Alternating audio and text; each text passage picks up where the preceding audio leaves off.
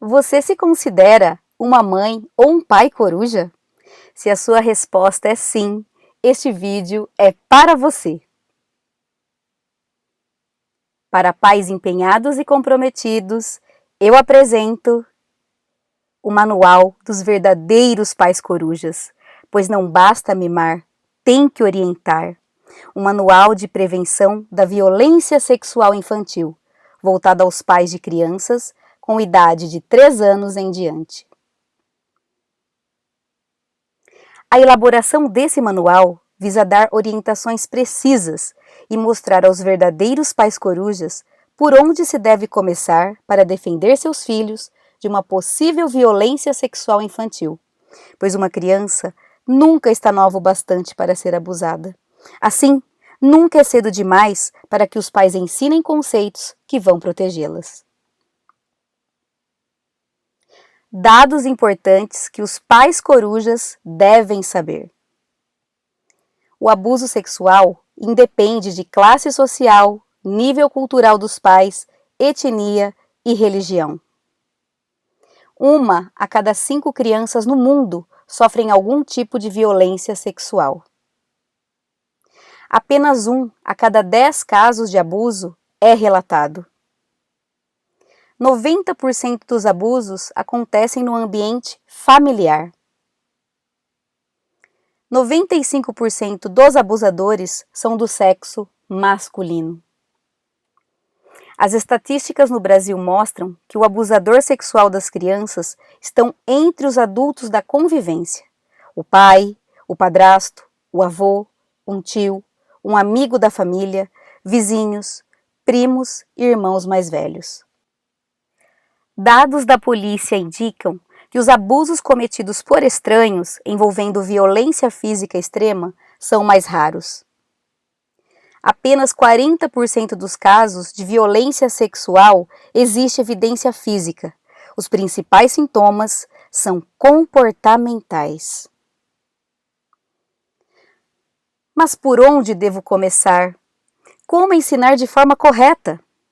Para falar de sexualidade com as crianças pequenas, se pode começar pelo mais simples: as partes do corpo e suas funções. Se deve incluir informações sobre os cuidados e higiene do corpo. A criança que sabe nomear as suas partes íntimas saberá contar o local que foi tocada. Então, desde bebê, papais e mamães devem sempre falar a parte que está lavando. Estou lavando o seu narizinho, estou lavando o seu bracinho. Não pode chegar na parte íntima e não falar nada, nem se for o apelido. Se a família costuma usar apelido, fale o apelido. Na hora do banho, peça licença ao lavar as partes íntimas da criança.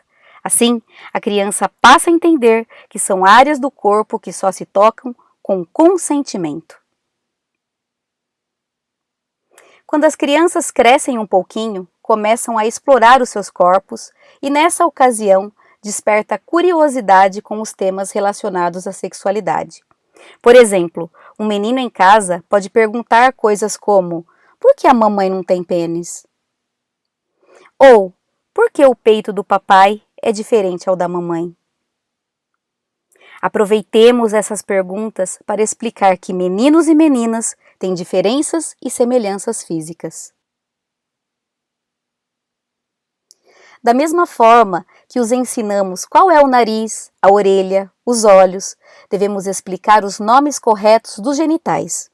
Culturalmente, as famílias usam apelidos para nomear os genitais: o pipi, a perereca, o piu-piu, a periquita e demais apelidos.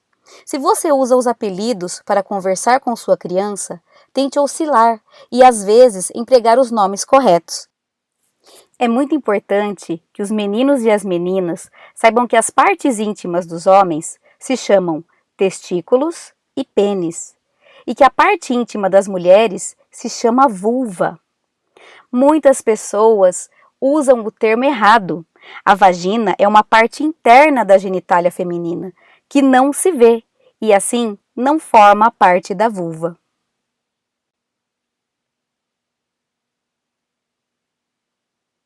É importante que os pais corujas ensinem às crianças que mimos e carícias são expressões de afeto, mas que existem outras formas de tocá-las que não são apropriadas e podem incomodá-las.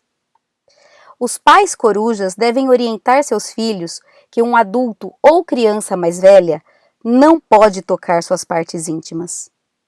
Não pode te pedir que toque suas partes íntimas ou de outra pessoa. Não pode te tocar debaixo da roupa ou tentar tirá-las. Não pode tirar fotos sem roupa. Não pode beijar na boca, as famosas bitoquinhas, nem do pai, nem da mãe ou de outra pessoa, pois é anti-higiênico e um ato pertencente ao mundo adulto, ao mundo dos casais. Para protegê-los, devemos dizer que teu corpo te pertence. Ninguém tem o direito de te tocar se você não quiser. E isso inclui um tio, uma tia, professor, professora, ninguém. Um médico pode examinar suas partes íntimas quando tiver alguém de tua confiança presente. Criança não tem namorado ou namorada. O seu momento é de brincar e estudar. Confie em teus sentimentos. Algo que sinta, que ache incômodo ou estranho, pode dizer que não, que pare. Sempre conte a alguém da sua confiança o que aconteceu, inclusive se alguém te fizer um carinho e te falar que é um segredo. Não deixe de contar o que te aconteceu, até que alguém acredite e te ajude. Nós adultos devemos saber identificar os sinais que indicam e podem revelar um possível abuso. Sinais importantes: mudança de comportamento, exemplos, se isola ou se rebela. Choro sem motivo aparente. Não quer tomar banho. Medos inexplicáveis de pessoas e lugares. Volta a chupar o dedo, faz cocô na calça ou xixi na cama. Tem notas baixas ou baixo rendimento na escola. Pode repetir a conduta do abuso com outra criança. Sintomas físicos: ardor e dor ao urinar. Secreções vaginais. Lacerações anais. Apresenta irritações, inchaços, sangramentos e cortes nas áreas genitais. Quem são os abusadores? Na maioria das vezes, o abuso é feito por pessoas conhecidas, que passam confiança para as crianças. Dessa forma, todos da família devem ficar em estado de alerta para qualquer conduta que pareça estranha. Meninos e meninas não têm a culpa do abuso sexual, não são os causadores, provocadores. Em caso de suspeita ou confirmação de um abuso, devemos imediatamente denunciar a polícia ou demais órgãos. Conselho Tutelar de sua cidade. Disque 100. Ministério Público. Disque 127. Delegacia da Infância e da Adolescência da sua cidade. Chegou a hora de testar o quanto você é coruja. Qual é o seu nível de corujice? Agora é o momento de repassar tudo o que aprenderam. Respondam e conversem em família sobre as perguntas a seguir. Somente uma resposta é a correta. Pergunta 1.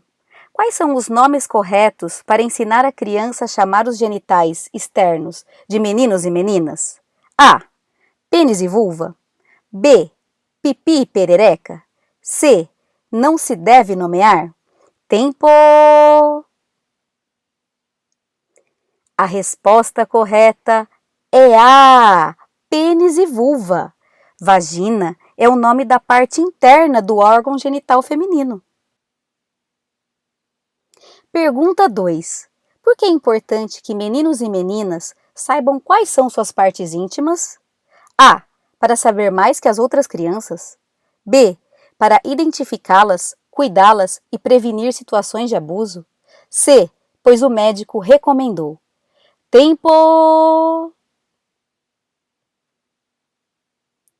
A resposta correta é B, para identificá-las, cuidá-las e prevenir situações de abuso. É importantíssimo que a criança aprenda e tenha razoável autonomia para fazer a sua higiene pessoal. Um abusador pode se valer da situação do banho, por exemplo, para cometer a violência sexual infantil. Pergunta 3. O que se pode fazer para prevenir a violência sexual infantil? A. Conversar com os mais novos da casa sobre sexualidade. B. Não contar nada aos pequenos, é um tema muito delicado. C. Esperar que a escola ensine a eles. Tempo! A resposta correta é A. Conversar com os mais novos da casa sobre sexualidade. Sem assustá-los, devemos estar alertas e atentos aos sinais de um possível abuso. Pergunta 4. Se uma criança te contar de um possível abuso que tenha passado, o que se deve fazer? A. Duvidar daquilo que a criança conta. B. Escutar e ter uma atitude para protegê-la, denunciando. C. Deixar que a criança esqueça o que aconteceu. Tempo! A resposta correta é B. Escutar e ter uma atitude para protegê-la, denunciando. Temos o dever moral de fazer a denúncia para proteger uma criança. Pergunta 5. Quais pessoas podem ser as possíveis agressoras sexuais de meninos e meninas? A. Segundo estudos, a maioria provém do entorno familiar da criança. B. Pessoas que a criança não conhece. C. Tanto as respostas A como B podem ser possíveis agressores. Tempo! A resposta correta é C. Tanto as respostas A como B podem ser possíveis agressores. A maioria dessas pessoas estão presentes no ambiente familiar, podendo ser também pessoas que a criança não conheça. Essas foram as perguntas, espero que o seu nível de corujice esteja altíssimo. O meu nome é Fabiana, eu fiz esse vídeo pois sou mãe e também professora da educação infantil na cidade de Lençóis Paulista. Graduada em Letras e Pedagogia, sou mestre em Educação Sexual e doutora em Educação Escolar pela Unesp de Araraquara. Sou uma professora a favor da prevenção da violência sexual infantil, nas escolas e no cotidiano do lar, pois acredito que o silêncio não educa e que a fala sobre essa temática com as crianças contribuirá para outras formas de pensar e agir na sociedade. A elaboração desse vídeo foi motivada pelo momento de isolamento em que estamos passando nesse ano de 2020 e pelo aumento dos casos de violência sexual infantil. Esse vídeo é dedicado especialmente à minha filha Ana Liz e a todos os meus alunos, juntamente de seus pais, que demonstram ser verdadeiros pais corujas. As fotos desse manual são de minha autoria e a coruja se chama Uruca. Esse vídeo foi baseado no manual dos verdadeiros pais corujas. Quem tiver o interesse de acesso ao manual na íntegra, faça o seu pedido pelo meu e-mail, fabipreguin@hotmail.com. O arquivo será enviado em PDF. Sua reprodução e impressão individual para fins educativos é liberada. E assim, finalizo. Espero que esse vídeo tenha contribuído para que você tenha ficado ainda mais coruja. Abraços a todos, professora Fabiana.